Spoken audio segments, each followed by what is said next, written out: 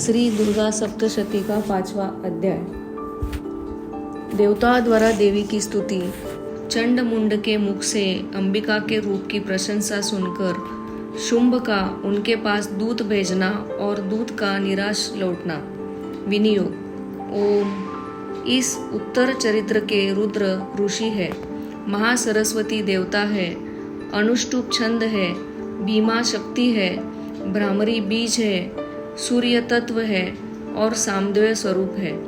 महासरस्वती की प्रसन्नता के लिए उत्तर चरित्र के पाठ में इसका विनियोग किया जाता है। ध्यान। जो अपने कर कमलों में घंटा, शूल, हल, शंख, मुसल, चक्र, धनुष और बाण धारण करती है, शरद ऋतु के शोभा संपन्न चंद्रमा के समान जिनकी मनोहर कांति है, जो तीनों लोकों की आधारभूता और शुंभ आदि दैत्यों का नाश करने वाली है, तथा गौरी के शरीर से जिनका प्राकट्य हुआ है, उस महासरस्वती देवी का मैं निरंतर भजन करती हूँ। ऋषि कहते हैं, पूर्व काल में शुंभ और निशुंभ नामक असुरों ने अपने बल के घमंड में आकर सचीपति इंद्र के हाथ से तीनों लोकों का राज्य और यज्ञ भाग छीन लिए। वे ही दोनों सूर्य, चंद्रमा, कुबेर, यम और वरुण के अधिकार का भी उपयोग करने लगे। वायु और अग्नि का कार्य भी वे ही करने लगे। उन दोनों ने सब देवताओं को अपमानित, राज्यभ्रष्ट, पराजित तथा अधिकारहीन करके स्वर्ग से निकाल लिया। उन दोनों महान असुरों से तिरस्कृत देवताओं ने अपराजिता देवी का स्मरण किया और सोचा, जगदम्बा ने हम लोगों को वर दिया था कि आपत्ति काल में स्मरण करने पर मैं तुम्हारी सब आपत्तियों का तत्काल नाश कर दूंगी। यह विचार कर देवता गिरिराज हिमालय पर गए और वहां भगवती विष्णु माया की स्तुति करने लगे। देवता बोले, देवी को नमस्कार है, महादेवी शिवा को सर्वदा नमस्कार है, प्रकृति एवं भद्रा को प्रणाम है। हम लोग नियम पूर्वक जगदम्बा को नमस्कार करते हैं, रौद्रों को नमस्कार है, नित्या, गौरी एवं धात्री को बारंबार नमस्कार है, ज्योत्स्नामयी, चंद्र रूपिणी एवं सुख स्वरूपा देवी को सतत प्रणाम है। शरणागतों का कल्याण करने वाली वृद्धि एवं सिद्धि रूपा देवी को हम बारंबार नमस्कार करते हैं। नैऋत्य यानी राक्षसों की लक्ष्मी, राजाओं की लक्ष्मी तथा शर्वाणी यानी शिवपत्नी स्वरूपा आप जगदम्बा को बार बार नमस्कार है। दुर्गा, दुर्गपारा यानी दुर्गम संकट से पार उतारने वाली, सारा यानी सबकी सारभूता, सर्वकारिणी, ख्याति, कृष्णा और धूम्रा देवी को सर्वदा नमस्कार है। अत्यंत सौम्य तथा अत्यंत रौद्र रूपा देवी को हम नमस्कार करते हैं, उन्हें हमारा बारंबार प्रणाम है।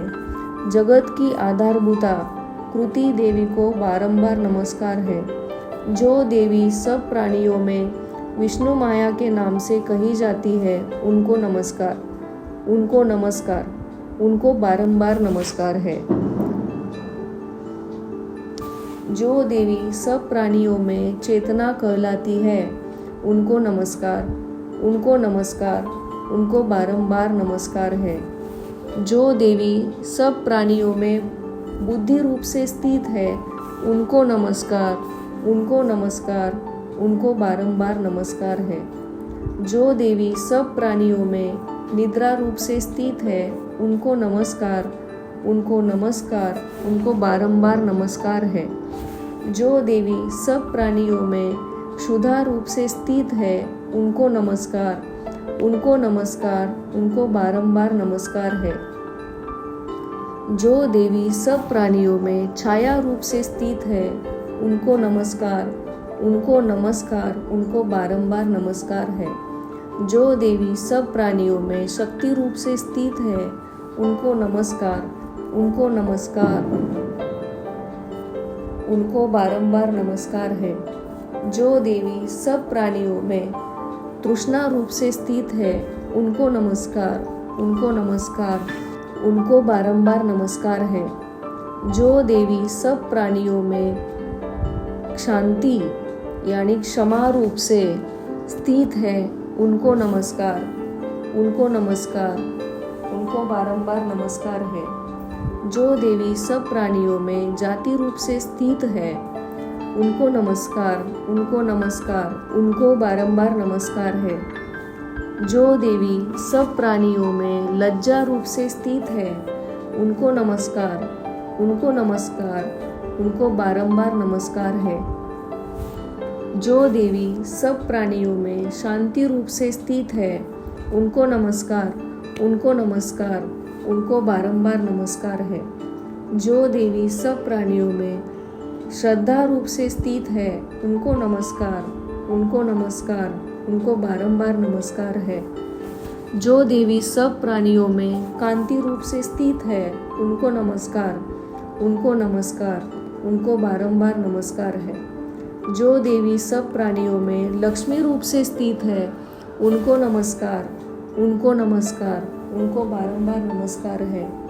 जो देवी सब प्राणियों में वृत्ति रूप से स्थित है, उनको नमस्कार, उनको नमस्कार, उनको बारंबार नमस्कार है। जो देवी सब प्राणियों में स्मृति रूप से स्थित है, उनको नमस्कार, उनको नमस्कार, उनको बारंबार नमस्कार है। जो देवी सब प्राणियों में दया रूप से स्थित है, उनको नमस्कार, उनको नमस्कार, उनको बारंबार नमस्कार है। जो देवी सब प्राणियों में तुष्टि रूप से स्थित है, उनको नमस्कार, उनको नमस्कार, उनको बारंबार नमस्कार है। जो देवी सब प्राणियों में माता रूप से स्थित है, उनको नमस्कार, उनको नमस्कार, उनको बारंबार नमस्कार है। जो देवी सब प्राणियों में भ्रांति रूप से स्थित है, उनको नमस्कार, उनको नमस्कार, उनको बारंबार नमस्कार है। जो जीवों के इंद्रिय वर्ग की अधिष्ठात्री देवी एवं सब प्राणियों में सदा व्याप्त रहने वाली है, उन व्याप्ति देवी को बारंबार नमस्कार है। जो देवी चैतन्य रूप से इस संपूर्ण जगत को व्याप्त करके स्थित है, उनको नमस्कार, उनको नमस्कार, उनको बारंबार नमस्कार है। पूर्व काल में अपने अभिष्ट की प्राप्ति होने से देवताओं ने जिनकी स्तुति की तथा देवराज इंद्र ने बहुत दिनों तक जिनका सेवन किया, वह कल्याण की साधनभूता ईश्वरी हमारा कल्याण और मंगल करे तथा सारी आपत्तियों का नाश कर डाले। उदंड दैत्यों से सताए हुए हम सभी देवता जिन परमेश्वरी को इस समय नमस्कार करते हैं तथा जो भक्ति से विनम्र पुरुषों द्वारा स्मरण की जाने पर तत्काल ही संपूर्ण विपत्तियों का नाश कर देती है, वे जगदम्बा हमारा संकट दूर करे। ऋषि कहते हैं, राजन, इस प्रकार जब देवता स्तुति कर रहे थे, उस समय पार्वती देवी गंगा जी के जल में स्नान करने के लिए वहां आई। उस सुंदर बहों वाली भगवती ने देवताओं से पूछा, आप लोग यहाँ किसकी स्तुति करते हैं? तब उन्हीं के शरीर कोश से प्रकट हुई शिवा देवी बोली, शुंभ दैत्य से तिरस्कृत और युद्ध में निशुंभ से पराजित हो यहाँ एकत्रित हुए ये समस्त देवता यह मेरी ही स्तुति कर रहे हैं। पार्वती जी के शरीर कोश से अंबिका का प्रादुर्भाव हुआ था, इसलिए वे समस्त लोकों में कौशिकी कही जाती है। कौशिकी के प्रकट होने के बाद पार्वती देवी का शरीर काले रंग का हो गया, अतः वे हिमालय पर रहने वाली कालिका देवी के नाम से विख्यात हुई। तदनंतर शुंभ निशुंभ के भृत्य चंड मुंड वहां आए और उन्होंने परम मनोहर रूप धारण करने वाली अंबिका देवी को देखा। फिर वे शुंभ के पास जाकर बोले, महाराज, एक अत्यंत मनोहर स्त्री है जो अपनी दिव्य कांति से हिमालय को प्रकाशित कर रही है। वैसा उत्तम रूप कहीं किसी ने भी नहीं देखा होगा। असुरेश्वर, पता लगाइए वह देवी कौन है और उसे ले लीजिए। स्त्रियों में तो वह रत्न है, उसका प्रत्येक अंग बहुत ही सुंदर है तथा वह अपने श्री अंगों की प्रभा से संपूर्ण दिशाओं में प्रकाश फैला रही है। दैत्यराज, अभी वह हिमालय पर ही मौजूद है, आप उसे देख सकते हैं। प्रभो, तीनों लोकों में मणि, हाथी और घोड़े आदि जितने भी रत्न हैं वह सब इस समय आपके घर में शोभा पाते हैं। हाथियों में रत्नभूत ऐरावत, यह पारिजात का वृक्ष और ये उच्चहु श्रवा घोड़ा, यह सब आपने इंद्र से ले लिया है। हंसों से जूता हुआ यह विमान भी आपके आंगन में शोभा पाता है। यह रत्नभूत अद्भुत विमान जो पहले ब्रह्मा जी के पास था, अब आपके यहाँ लाया गया है। यह महापद्म नामक निधि आप कुबेर से छीन लाए हैं। समुद्र ने भी आपको किंजलकिनी नाम की माला भेंट की है, जो केसरों से सुशोभित है और जिनके कमल कभी कुमलाते नहीं है। सुवर्ण की वर्षा करने वाला वरुण का छत्र भी आपके घर में शोभा पाता है तथा यह श्रेष्ठ रथ जो पहले प्रजापति के अधिकार में था, अब आपके पास मौजूद है। दैत्येश्वर, मृत्यु की उत्क्रांतिदा नाम वाली शक्ति भी आपने छीन ली है तथा वरुण का पाश और समुद्र में होने वाले सब प्रकार के रत्न आपके भाई निशुंभ के अधिकार में है।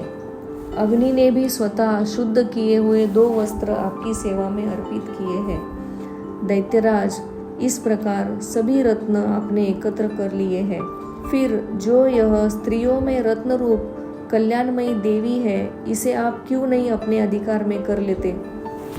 ऋषि कहते हैं, चंड मुंड का यह वचन सुनकर शुंभ ने महादैत्य सुग्रीव को दूत बनाकर देवी के पास भेजा और कहा, तुम मेरी आज्ञा से उसके सामने ये बातें कहना और ऐसा उपाय करना जिससे प्रसन्न होकर वह शीघ्र ही यहाँ आ जाए। वह दूत पर्वत के अत्यंत रमणीय प्रदेश में जहाँ देवी मौजूद थी गया और मधुर वाणी में कोमल वचन बोला।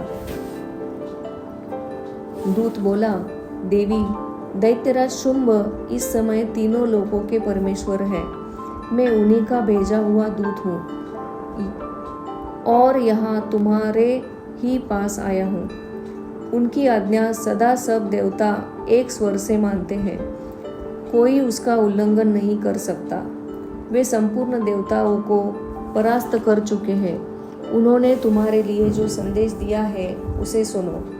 संपूर्ण त्रिलोकी मेरे अधिकार में है, देवता भी मेरी आज्ञा के अधीन चलते हैं। संपूर्ण यज्ञों के भागों को मैं ही पृथक पृथक भोगता हूँ। तीनों लोकों में जितने श्रेष्ठ रत्न हैं वह सब मेरे अधिकार में है।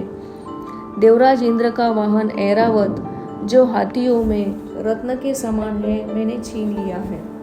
क्षीर सागर का मंथन करने से जो अश्वरत्न उच्चई श्रवा प्रकट हुआ था, उसे देवताओं ने मेरे पैरों पर पड़कर समर्पित किया है। सुंदरी, उनके सिवा और भी जितने रत्नभूत पदार्थ देवताओं, गंधर्वों और नागों के पास थे, वह सब मेरे पास ही आ गए हैं। देवी, हम लोग तुम्हें संसार की स्त्रियों में रत्न मानते हैं, अतः तुम हमारे पास आ जाओ, क्योंकि रत्नों का उपभोग करने वाले हम ही हैं। चंचल कटाक्ष वाली सुंदरी, तुम मेरी या मेरे भाई महापराक्रमी निशुंभ की सेवा में आ जाओ, क्योंकि तुम रत्न स्वरूपा हो। मेरा वरण करने से तुम्हें तुलना रहित महान ऐश्वर्य की प्राप्ति होगी। अपनी बुद्धि से यह विचार कर तुम मेरी पत्नी बन जाओ। ऋषि कहते हैं, दूत के यो कहने पर कल्याणमयी भगवती दुर्गा देवी जो इस जगत की धारण करती है, मनी मन गंभीर भाव से मुस्कुराई और इस प्रकार बोली। देवी ने कहा, दूत, तुमने सत्य कहा है, इसमें तनिक भी मिथ्या नहीं है। शुंभ तीनों लोकों का स्वामी है और निशुंभ भी उसी के समान पराक्रमी है। किंतु इस विषय में मैंने जो प्रतिज्ञा कर ली है उसे मिथ्या कैसे करूं? मैंने अपनी अल्प बुद्धि के कारण पहले से जो प्रतिज्ञा कर रखी है उसे सुनो। जो मुझे संग्राम में जीत लेगा, जो मेरे अभिमान को चूर्ण कर देगा तथा संसार में जो मेरे समान बलवान होगा वही मेरा स्वामी होगा। इसलिए शुंभ अथवा महादैत्य निशुंभ स्वयं ही यहाँ पधारे और मुझे जीत कर शीघ्र ही मेरा पानी ग्रहण कर ले। इसमें विलंब की क्या आवश्यकता है? दूत बोला, देवी तुम घमंड में भरी हो, मेरे सामने ऐसी बातें न करो। तीनों लोकों में कौन ऐसा पुरुष है जो शुंभ निशुंभ के सामने खड़ा हो सके? देवी, अन्य दैत्यों के सामने भी सारे देवता युद्ध में नहीं ठहर सकते, फिर तुम अकेली स्त्री होकर कैसे ठहर सकती हो? जिन शुंभ आदि दैत्यों के सामने इंद्र आदि सब देवता भी युद्ध में खड़े नहीं हुए, उनके सामने तुम स्त्री होकर कैसे जाओगी? इसलिए तुम मेरे ही कहने से शुंभ निशुंभ के पास चली चलो। ऐसा करने से तुम्हारे गौरव की रक्षा होगी, अन्यथा जब वे केश पकड़कर घसीटेंगे तब तुम्हें अपनी प्रतिष्ठा खोकर जाना पड़ेगा। देवी ने कहा, तुम्हारा कहना ठीक है, शुंभ बलवान है और निशुंभ भी बड़े पराक्रमी हैं, किंतु क्या करूं? मैंने पहले बिना सोचे समझे प्रतिज्ञा कर ली है, अतः अब तुम जाओ। मैंने तुमसे जो कुछ कहा है वह सब दैत्यराज से आदरपूर्वक कहना, फिर वे जो उचित जान पड़े करें। इस प्रकार श्री मार्कंडेय पुराण में सावर्णिक मनवंतर की कथा के अंतर्गत देवी महात्म्य में देवी दूत संवाद नामक 5वां अध्याय पूरा हुआ।